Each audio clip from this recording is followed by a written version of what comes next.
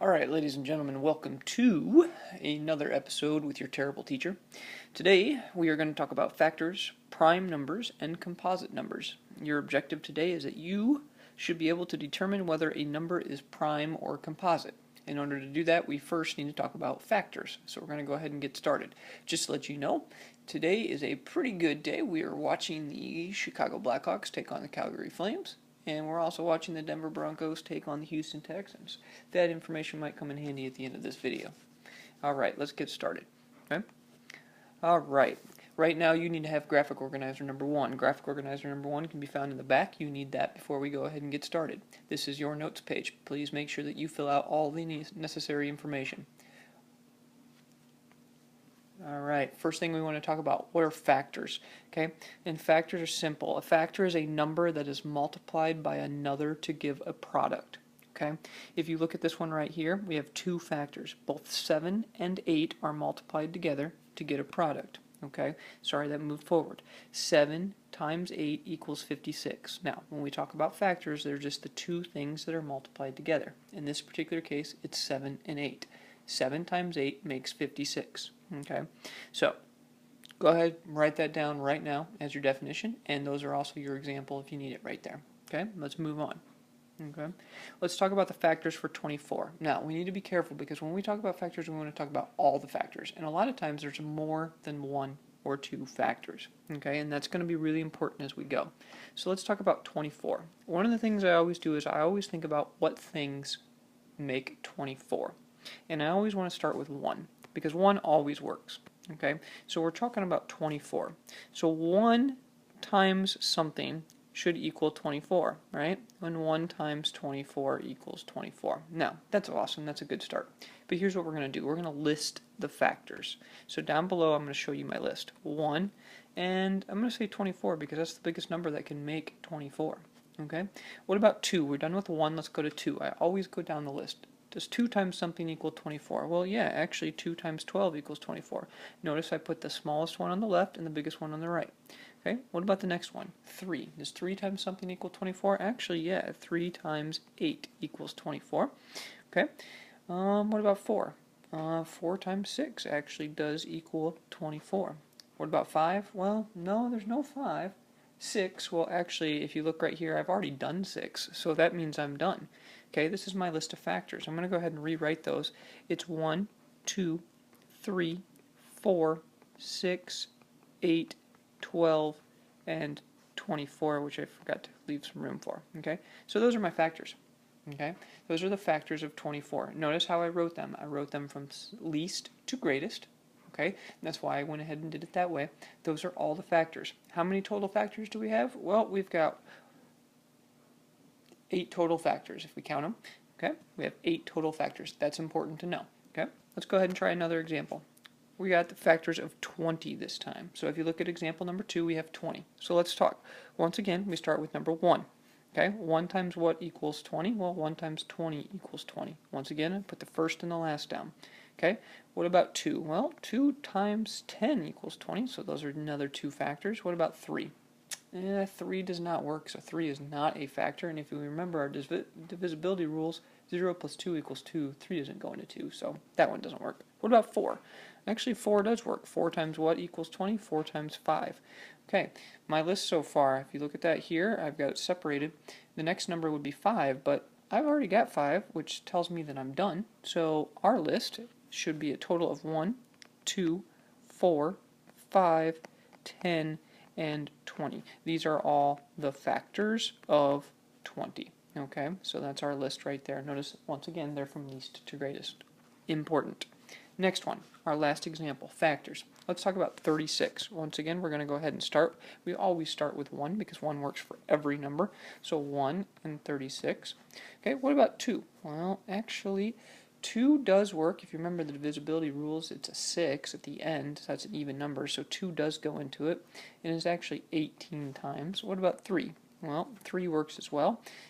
3 works is times 12. What about 4? 4 does work as well, 4 times 9. Okay, what about 5?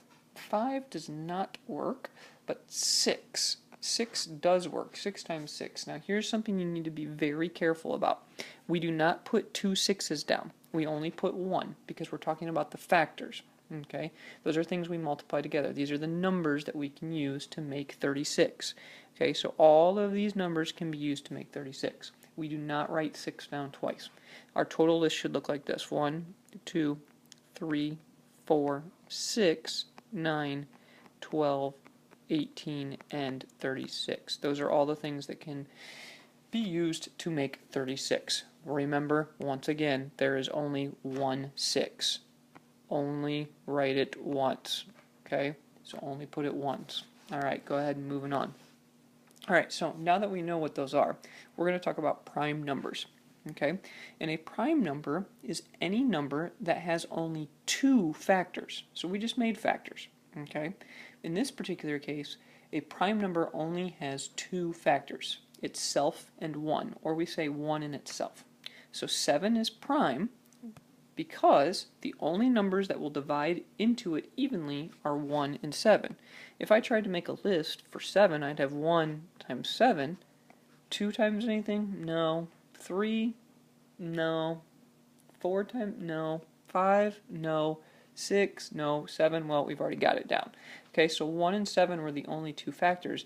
And because there's only 2, okay, that makes it prime. Okay, so once again, you need to write this definition down for prime numbers and give this as an example. An example is 7. Okay, it is a number that has only 2 factors, 1 and itself. Okay, and when I say itself, that means the number we're talking about. Okay, all right, we're going to go ahead and get moving. We're going to continue on. All right, examples of prime numbers. Here we're going to give you some examples. Some examples are 2, 3, 5, 7, 11, 13, 17, and 19. Okay, one of the things I want to point out to you is that 2 is the only even prime number. It is the only even one. That does not mean all odd numbers are prime, because they're not. Let's think about it. 9 is an odd number and it's not prime on this list. Okay, but 2 is the only even one. Let's continue. Okay, so we're also going to talk about composite numbers. Now, a composite number is a number that has more than 2 factors. For example, 8. If we listed out our factors, okay, the factors of 8 are 1, 2, 4, and 8. Okay, so if you look right here, well, sorry, if you look right here, okay, when I bring it back up, it's going to pull up, okay, and if you look here, okay, these are our factors. How many do we have? Well, we have 4, and 4 is much more than 2. Okay, remember, a prime number only has 2 factors, 1 in itself. In this particular case, we have 4, so that makes it a composite number. It's got more than 2. Okay, it has to just be more than 2. All right, moving on. Here's some examples of some composite numbers: 4, 6, 8, 9, 10, 12, 14, 15. Okay, notice we've got a lot of even, we've got some odds. All right, that's important to know. Okay, moving on. Okay, there's a special note. Every whole number from 2 on is either composite or prime. Okay, so from 2 on is either composite or prime. So any number, okay, any whole number, no, notice it says whole number, any whole number, okay, is either composite or prime from 2 and above. Okay, basically what that means is that anytime we see a number, even if it's 3,684, it is composite or it's prime. In this particular case, that one's composite because it's an even number. Okay, here we go. What about 1? Okay, we have a special note about 1. 1 is not a prime and it's not a composite. Okay, it is not prime because it does not have exactly 2 different factors. Okay, and it's not composite because it does not have more than 2 factors. Okay, so if we thought about that, if we think very closely, the factors for 1, okay, the factors for 1 are very simple. Okay, factors for 1 are just 1 times 1. Well, 1 times 1 equals what? Well, 1. But our factors, remember, we only put one of them down, right? We don't put a bunch of those things. So factors for 1 are only 1. That's not 2 factors. Okay, all right, it's not 2. And it's not composite because there's not more than 2. Okay, so that's one of the things you need to know. Alright, now, ladies and gentlemen, you have watched this wonderful, and I mean terrible, video for approximately 10 minutes. If you are in my first class, okay, and you come to me silently without letting anybody know, and tell me the score of the Chicago Blackhawks and Calgary Flames at this moment that I'm watching right now, I will reward you with something. First period only. The score is Chicago 0, Calgary 1. Okay? If you are in my 6th period class, I am watching the Denver Broncos and the Houston Texans play right now. If you come to me and tell me that the score is 3-0 with Houston leading, there might be something in it for you.